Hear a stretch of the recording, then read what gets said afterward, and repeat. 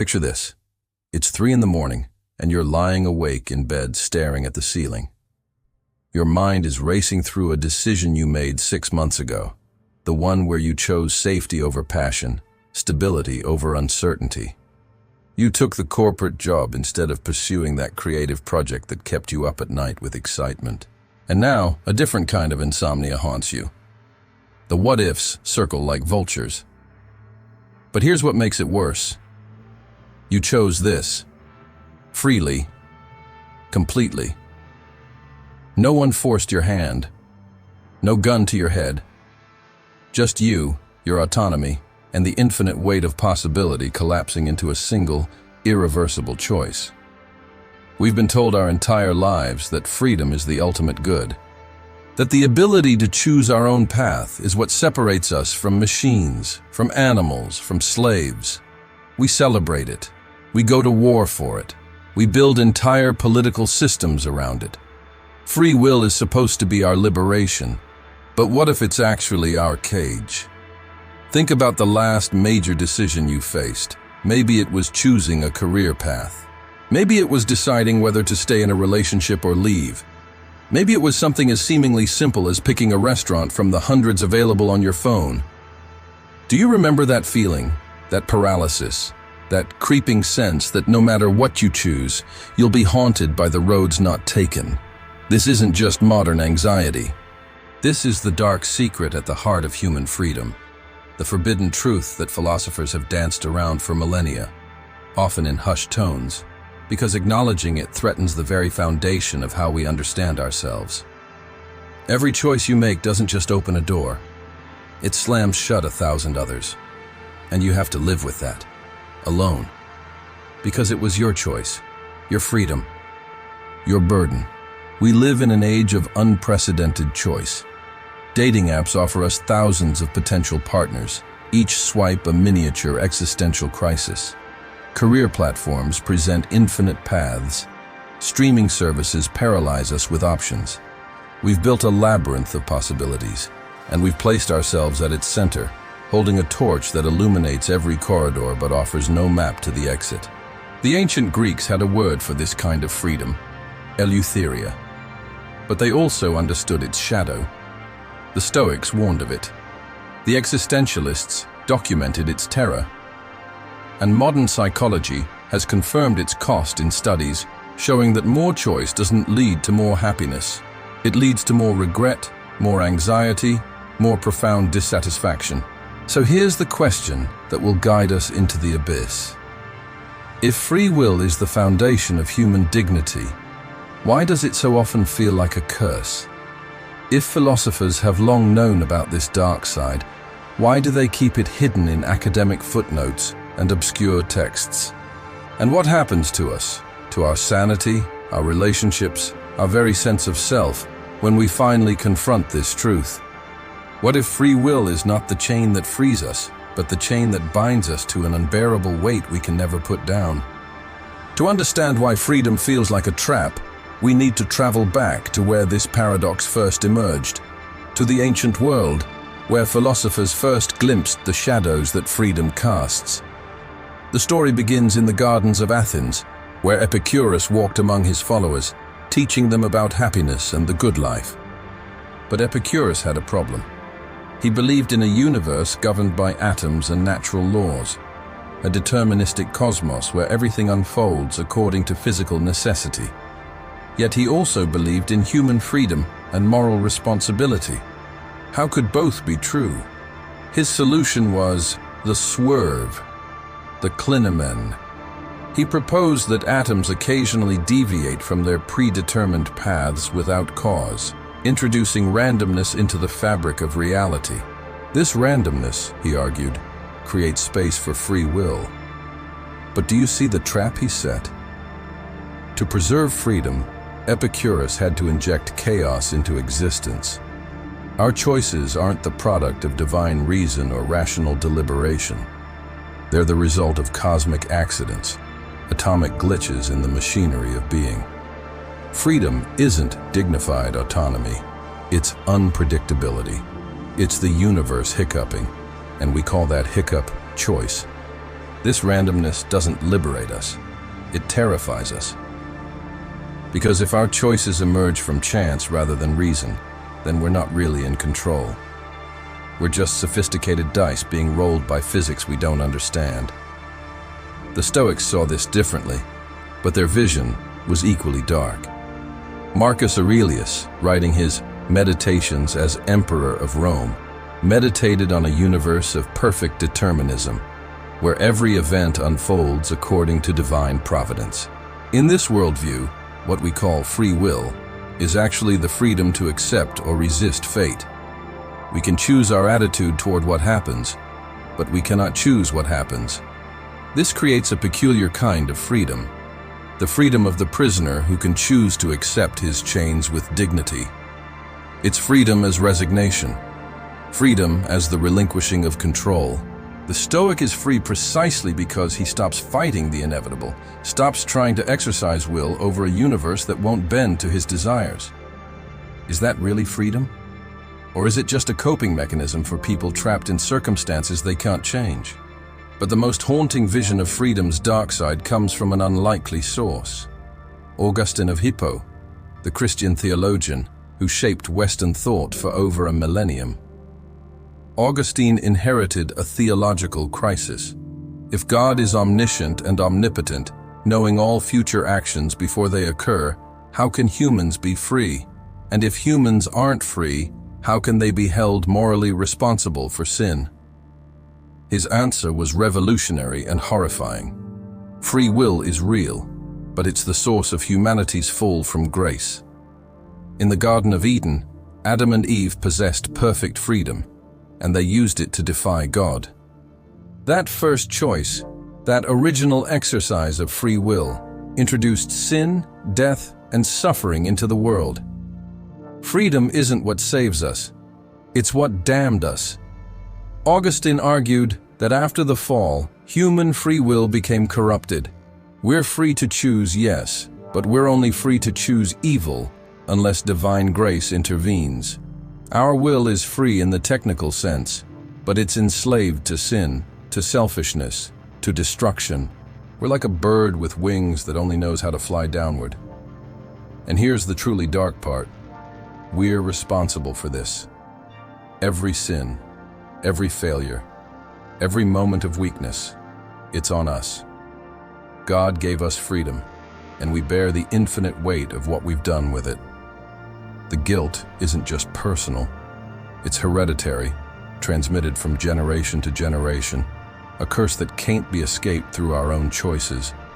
Because those choices are tainted by the very freedom that caused the problem. Freedom becomes its own prison. The more autonomous we are, the more culpable we become. Fast forward to the Enlightenment, when Immanuel Kant tried to rescue free will from these shadows.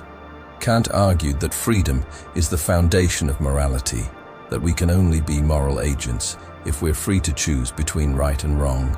He called this autonomy, the ability to give ourselves our own moral law through reason. It's a beautiful idea, empowering, dignified, but even Kant couldn't escape freedom's dark side. He discovered what he called antinomies, contradictions in reason that can't be resolved. One of these antinomies concerns causality and freedom. Reason tells us that everything in nature is caused by prior events in an unbroken chain of determinism. But reason also tells us that moral responsibility requires freedom from that causal chain. Both can't be true simultaneously, yet both seem necessarily true. Kant tried to solve this by splitting reality into two realms, the phenomenal world of science and cause and effect, and the noumenal world of freedom and morality. We live in both simultaneously. As physical beings, we're determined. As moral beings, we're free. But this solution doesn't resolve the tension. It internalizes it. The conflict between freedom and determinism doesn't exist out there in the world. It exists inside us, tearing us apart from within. Every human being becomes a civil war between two incompatible truths. And there's a medieval parable that captures this paralysis perfectly. Buridan's ass. Jean Buridan, a 14th century philosopher, posed a thought experiment. A donkey stands exactly midway between two identical piles of hay. The donkey is perfectly free to choose either pile. There are no obstacles, no external forces influencing the decision. Just pure, perfect freedom of choice. The donkey starves to death. Why?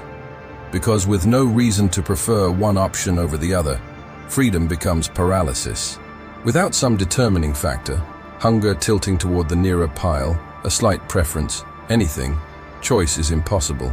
Perfect freedom is perfect stasis. We laugh at this medieval puzzle, but we live it every day. How many hours have you lost scrolling through Netflix, unable to choose what to watch because every option is equally possible? How many relationships have withered because neither person could commit, paralyzed by the knowledge that choosing this person means foreclosing all others? The donkey doesn't starve because it lacks freedom. It starves because it has too much. And then came Søren Kierkegaard, the Danish philosopher who stared into this abyss and gave it a name, the dizziness of freedom. He wrote that anxiety, angst, isn't a response to a specific threat. It's the response to possibility itself. It's the vertigo we feel when standing at the edge of our own freedom, looking down into the infinite choices that stretch before us, knowing that whatever we choose alone, without guidance, without guarantee, without certainty. Freedom isn't solid ground, it's the moment before the fall. So why does freedom terrorize us? What is it about choice, something we're supposed to cherish, that transforms into psychological torture? To understand this, we need to descend deeper into the mechanism, into the architecture of human consciousness itself. Kierkegaard identified the core problem. Anxiety is the dizziness of freedom. But what exactly does that mean? Imagine standing at the edge of a tall building, looking down. You feel a pull, don't you? Not because you want to jump, but because you could. The possibility itself generates a visceral response. Your body tenses, your mind recoils.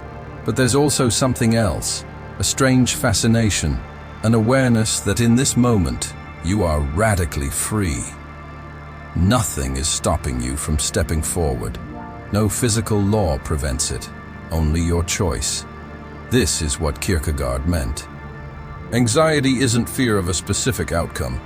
It's the vertigo of confronting the groundlessness of your own existence. You are not tethered to anything. Your life has no script. Every moment presents infinite possibilities, and you must choose among them with no cosmic guarantee that you're choosing correctly. In traditional societies, this anxiety was muted. Your identity was given to you by your family, your village, your social class, your religion. You were a blacksmith's son, so you became a blacksmith. You were born into a particular faith, so you practiced it. The path was laid out. Freedom was limited, yes, but so was the existential dread that comes with total autonomy. Modernity stripped away those guardrails. We celebrate this as progress, and in many ways, it is. But we rarely acknowledge the psychological cost. When everything is chosen and nothing is given, you must construct your entire identity from scratch. Every aspect of who you are, your career, your beliefs, your relationships, your values, becomes a choice you're responsible for. And what if you choose wrong? This brings us to what psychologist Barry Schwartz called the paradox of choice. In studies conducted over decades, researchers have consistently found that increasing options beyond a certain point doesn't increase satisfaction, it decreases it. In one famous experiment, shoppers at a grocery store were presented with either 6 varieties of jam or 24 varieties. When faced with 6 options, 30% of shoppers made a purchase. When faced with 24 options, only 3% bought anything. More freedom led to more paralysis. But it gets worse. The few people who did make a purchase from the larger selection reported feeling less satisfied with their choice than those who chose from the smaller set. Why? Because with more options comes more opportunity for regret. You can more easily imagine that one of the 23 jams you did not choose might have been better. This is freedom's cruelest joke. The more choices you have, the more you're haunted by the ones you didn't make. And we don't just experience this in grocery stores. We experience it in every domain of life. Online dating presents us with thousands of potential partners. And studies show that people with more dating options report less satisfaction with the matches they choose. Career counseling websites offer assessments that reveal hundreds of possible career paths, leaving college students more anxious than ever about their futures. The abundance of choice doesn't liberate us, it buries us. But there's an even darker layer to this. Jean-Paul Sartre, the French existentialist, identified what he called bad faith, mauvaise foi, the tendency of human beings to deny their own freedom, to pretend they're not free in order to escape the anxiety that freedom creates. Bad faith takes many forms. The waiter who overperforms his role, becoming a caricature of waiterness, is in bad faith. He's pretending that his identity is given, that he is a waiter in his essence, rather than a free being who has chosen to take this job. The person who says, "I have no choice," about staying in an unfulfilling relationship is in bad faith. They're denying their freedom to leave in order to avoid taking responsibility for staying. We do this constantly. We blame circumstances. We claim our hands are tied. We say, "I had to," when we mean, "I chose to," but don't want to own it. Sartre argued that bad faith is more than just lying to ourselves.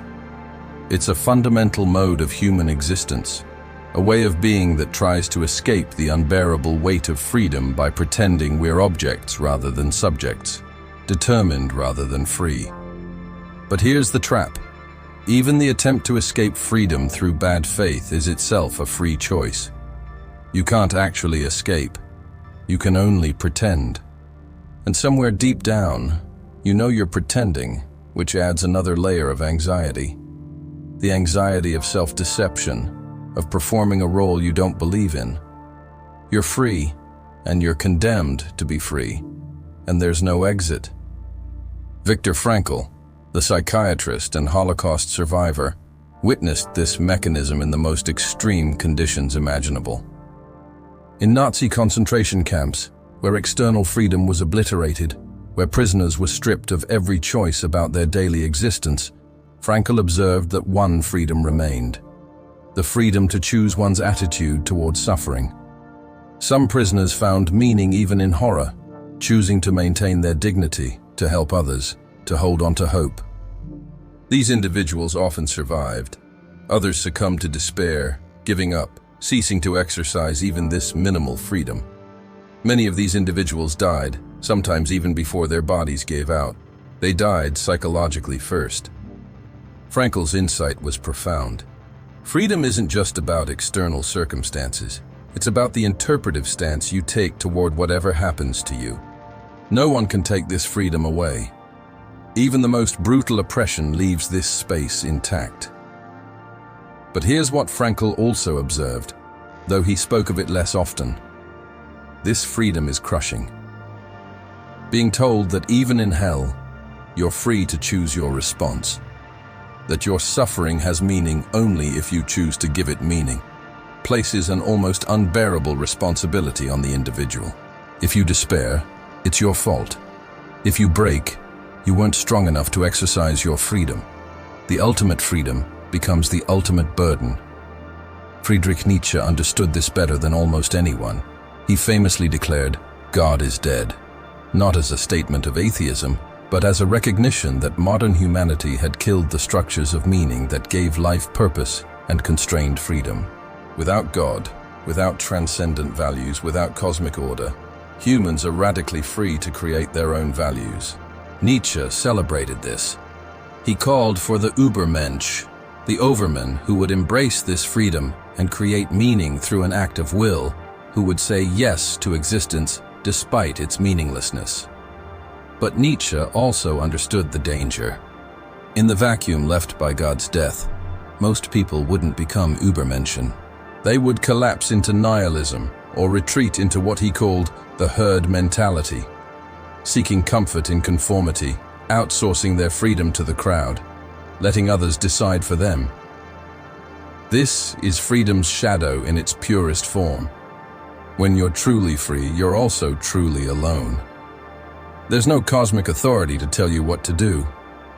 No objective values to guide you. Just you and the abyss, and the terrible realization that whatever meaning your life has, you must create it yourself. And you might fail. You might create nothing. You might waste your one existence on pursuits that turn out to be hollow. The weight of this freedom has measurable effects. Modern psychology has documented phenomenon after phenomenon that illustrate freedom's dark side.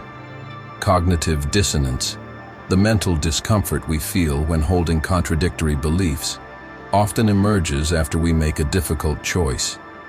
We then engage in post-decision rationalization, convincing ourselves that the option we chose was better than it was, and that the option we rejected was worse than it was.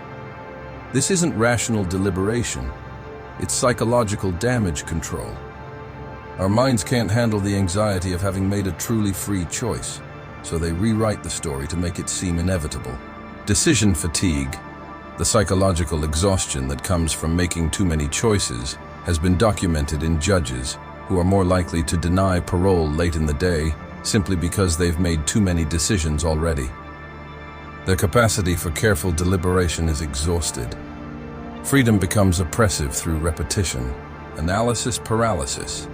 The inability to make a decision because you're overthinking it is so common in modern life that we barely notice it. But it's a direct result of having too much freedom, too much information, too many options to weigh against each other. Even the language we use reveals the burden. We say we're torn between options, as if choice is literally ripping us apart. We talk about being paralyzed by indecision, as if freedom disables us. We describe major life choices as agonizing, as if they cause physical pain, because they do. Freedom hurts, and perhaps most darkly of all, the more consequential the choice, the more freedom torments us. Choosing a breakfast cereal from 50 options might be annoying. Choosing a career path from hundreds of possibilities is existentially destabilizing. Choosing whether to end a marriage, whether to have children, whether to pursue treatment for a terminal illness. These choices, where we're most free and most responsible, are often where we feel most trapped. The paradox is complete. The choices that matter most, where our freedom is most significant, are the ones that feel least like freedom and most like a prison we've built for ourselves, brick by brick, choice by choice, until we're walled in by our own autonomy. Now, let's bring this out of the realm of philosophy and psychology and into the world you actually inhabit. Because everything we've been discussing isn't just theoretical. It's the water you swim in every single day. The dark side of free will isn't some abstract problem debated in seminar rooms. It's the architecture of modern life. Start with your phone.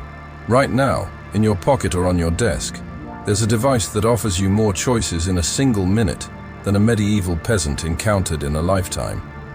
Every app is a gateway to infinite options. Social media presents you with countless people to connect with, countless versions of life to compare yourself against, countless paths you could have taken but didn't. And the algorithms, they're optimized for one thing: keeping you engaged. Not happy, engaged. They feed you endless content, each piece carefully selected to hold your attention just long enough to scroll to the next piece. You have complete freedom to stop scrolling at any moment. You can put the phone down, walk away, choose something else, but you don't. Because the algorithm has found your psychological pressure points. It's turned your freedom into a compulsion disguised as choice. You're free to stop, which means you're responsible for not stopping, which generates shame, which you try to escape by scrolling more. You're trapped in a labyrinth of your own making, just like Buridan's ass, starving while surrounded by endless haystacks of content. Dating apps take this even further. Services like Tinder present you with thousands of potential romantic partners, each reduced to a few photos and a brief bio. Swipe left, swipe right. You have unprecedented freedom to find your ideal match. But research shows that people who use dating apps extensively report less satisfaction with their relationships than those who meet partners through traditional means. Why? Because when you've seen thousands of alternatives, it's harder to commit to one person. Every minor flaw in your current partner reminds you that someone better might be just another swipe away. The paradox of choice has turned romance into a permanent state of wondering if you've settled.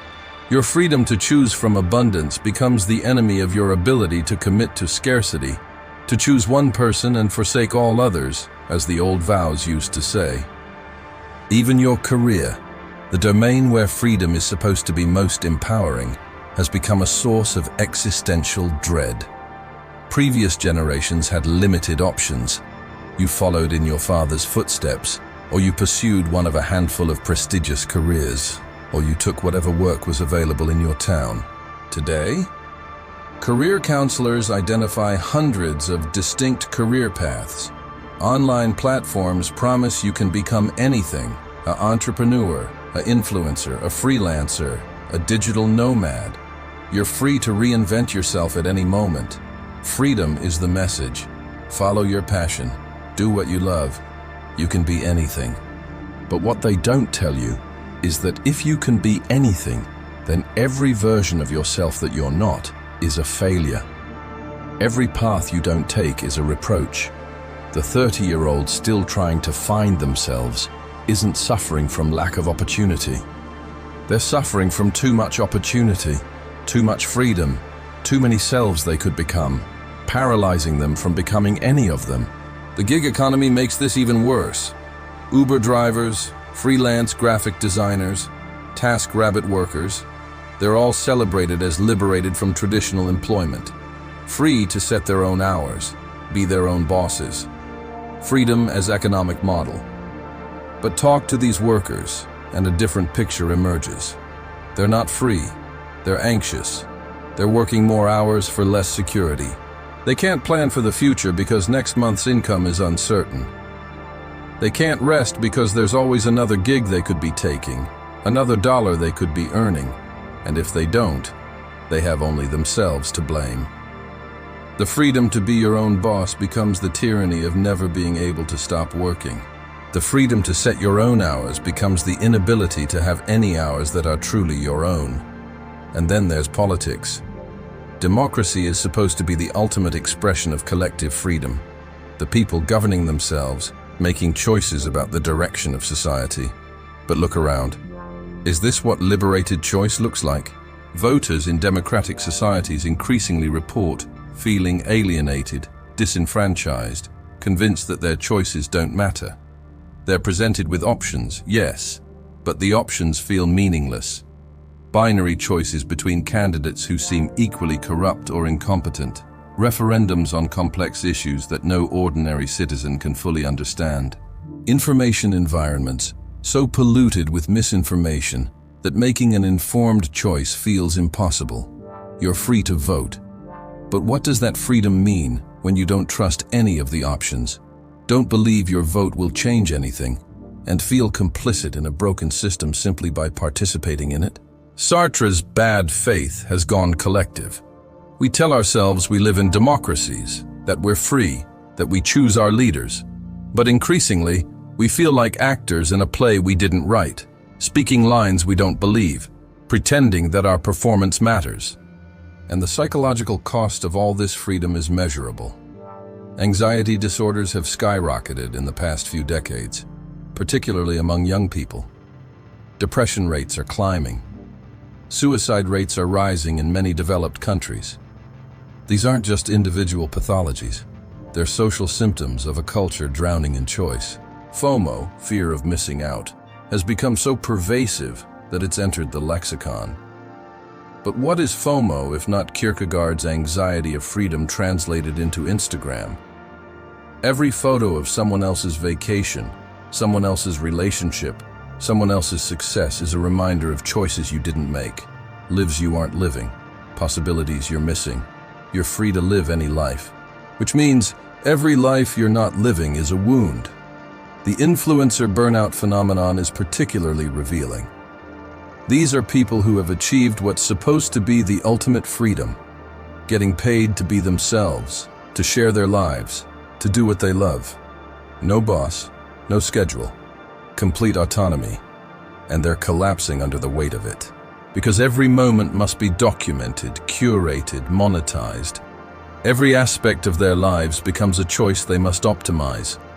Every photo must be considered for its engagement potential. They're free, and that freedom has colonized every corner of their existence until there's nowhere to rest. No self that isn't performed, no choice that isn't calculated. They're more trapped than any factory worker on an assembly line. At least the factory worker can go home at the end of the shift. The influencer never leaves the performance. They've monetized their freedom, and in doing so, lost it entirely. And looming on the horizon is artificial intelligence. AI promises to solve many of these problems. It can make recommendations, filtering the infinite options down to a manageable few. It can predict what you'll like, what you'll choose, what you need, removing the burden of decision. We're already starting to outsource our freedom to algorithms. Netflix chooses what we watch. Spotify chooses what we listen to. Amazon chooses what we buy. Google chooses what information we see. We call these recommendations, but they're really decisions we're letting machines make for us. This should terrify us. Not because the AI is malevolent, but because we're so desperate to escape the burden of freedom that we're voluntarily surrendering it to systems we don't understand and can't control. Surveillance capitalism takes this even further. Every click, every purchase, every moment of your digital life is tracked, analyzed, used to predict your behavior. The goal isn't to give you more freedom. It's to make your choices more predictable, more controllable, more profitable. You're still technically free to choose, but your choices are being shaped by forces you can't see, algorithms you can't audit, incentive structures designed to maximize engagement and profit rather than your well-being. This is the forbidden truth that's hardest to speak. We're relieved. Part of us wants our freedom taken away. We want someone, something, to tell us what to do, what to choose, who to be. Because the alternative, true radical freedom, is unbearable. We're building our own cage and we're grateful for it. So here we are, at the end of our descent into freedom's shadow.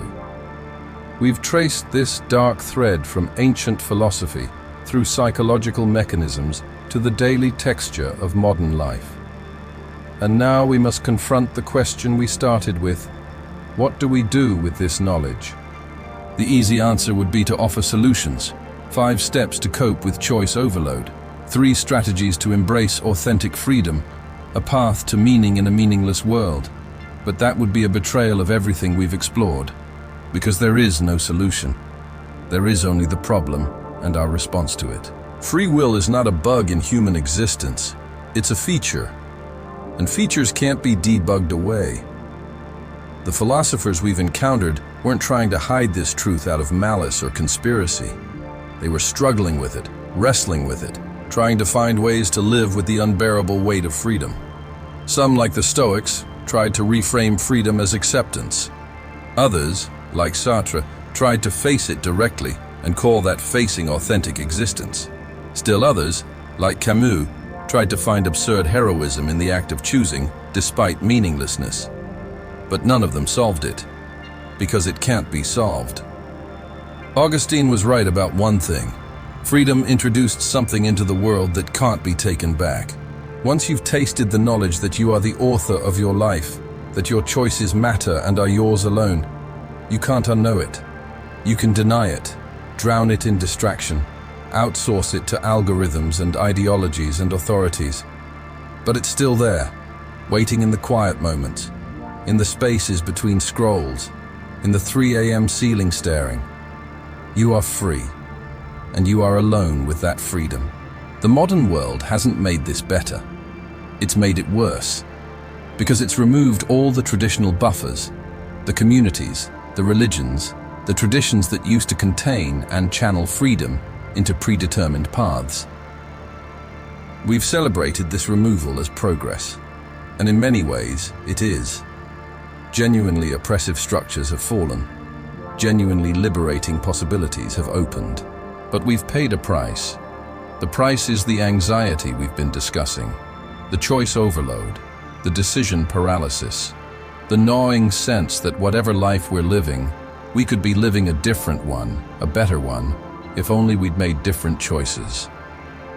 And here's what makes it truly forbidden, truly dangerous to acknowledge. This isn't going to get better.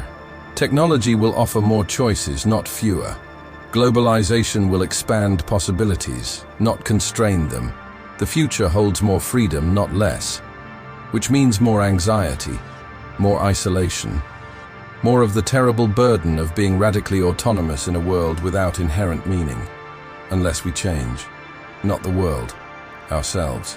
Camus wrote about Sisyphus, condemned by the gods to roll a boulder up a mountain for eternity, only to watch it roll back down each time he reaches the summit. Camus argued that we must imagine Sisyphus happy, not because the task has meaning, but because Sisyphus chooses to embrace it, to own it, to make it his. This is the only response to freedom's dark side that has any integrity, not to solve it, not to escape it, but to acknowledge it, face it, and choose anyway. Choose knowing that you might be wrong. Choose knowing you'll be haunted by alternatives. Choose knowing you bear full responsibility for the consequences. Choose knowing you're alone in the choosing. Choose because the only thing worse than the burden of freedom is the self-deception of pretending you're not free. The person lying awake at 3 a.m., haunted by the choice they made 6 months ago, maybe they made the wrong choice. Maybe they should have taken the risk, pursued the passion, leapt into uncertainty. Or maybe they made the right choice, and they're simply experiencing the inevitable grief that comes with closing doors. There's no way to know. There's never a way to know. But here's what they can know. They chose. They exercised their freedom. They authored that moment of their life. And they can choose again, tomorrow, next week, next year. The burden never lifts, but neither is it final. Freedom is a curse, yes, but curses, unlike prisons, can be wielded. Nietzsche wrote, "What does not kill me makes me stronger." But he also wrote, "He who has a why to live can bear almost any how." The dark side of free will is that there is no cosmic why, but that means you must create one. And the creating of it, the choosing of it, is the only dignity available to beings like us. In a world of infinite choices, you will confront the void every time you choose. The question isn't whether you'll feel the anxiety, the regret, the weight. You will. The question is whether you'll own it. Own. Whether you'll acknowledge that this burden is the price of being human, of being more than an automaton, more than an animal, more than a leaf blown by deterministic winds. Will you confront the void of your freedom? Or will you retreat into comforting chains, the chains of distraction, of conformity, of bad faith, of algorithms that choose for you, of ideologies that think for you, of surrendering your terrible, beautiful freedom to anything that will take it away? Because those chains are comfortable. They really are. Sartre was wrong about one thing. Bad faith isn't just self-deception. Sometimes it's mercy. Sometimes pretending you're not free is the only way to get through the day. But you'll know, in the quiet moments, in the spaces between the performance, you'll know you're pretending. And that knowledge might destroy you more slowly than the burden of freedom would have. So maybe the real forbidden truth isn't that free will is a curse. Maybe it's that we can't escape it, even when we desperately want to. Maybe it's that the cage is real, and the cage is freedom itself, and we're locked inside it until we die. The key is in your hand. It's always been in your hand. But there is no door. So here's the challenge, the invitation, the provocation.